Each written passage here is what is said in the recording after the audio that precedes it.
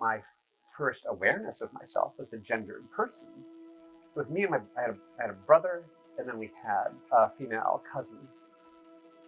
And I remember like interacting with her and like, oh yeah, I'm gonna be a girl when I grow up. And then I remember being disappointed and upset when I realized, yeah, no, I wasn't, it didn't work that way. And then as I got older, I realized that yes, it did.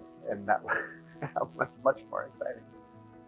In 2023, my wife and I volunteered to advertise for a local bridal shop wearing their wedding dresses, walking down Mass, and gosh, walking down the street and seeing people cheering and clapping and just showing general approval was a really special feeling. It was really, really heartwarming, and I was glad I was able to participate in the Trans Day of Remembrance ceremony. That was about as heavy as I thought it would be, which is to say very heavy, but I felt good that I could contribute something. It feels like a really important thing to be a part of.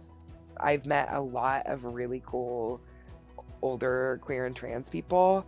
While I've been here, I've made really great friends with some of them and hope to do more intergenerational connection because every time it happens, it's beautiful and it's really important. You know, the storytelling night at Camp Woodfire, we had someone who was 17 all the way up until like 70 speak.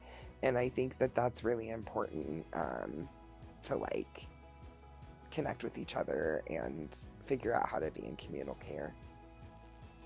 I went out as myself one time, my 30th birthday. I went to Missy B's in not drag, right? Not even superficially looking like drag. It was nice hair extensions, good makeup, nice dress, good heels, some breast forms.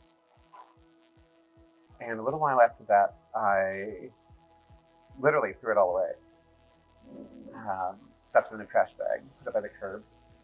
And I remember thinking to myself that this was just a part of me, right? That I didn't have to put forward.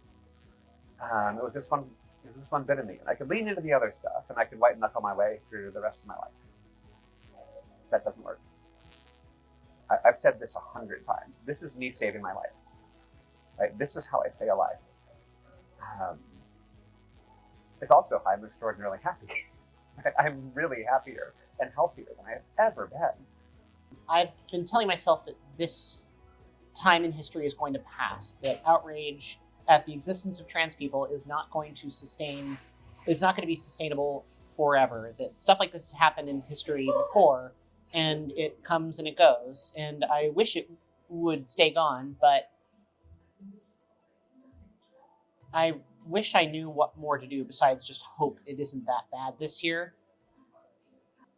Even if there's a lot of cause for fear and certainly for like vigilance to make sure things don't get worse, it's good to remember that things in many ways are better and more accepting now than they ever have been.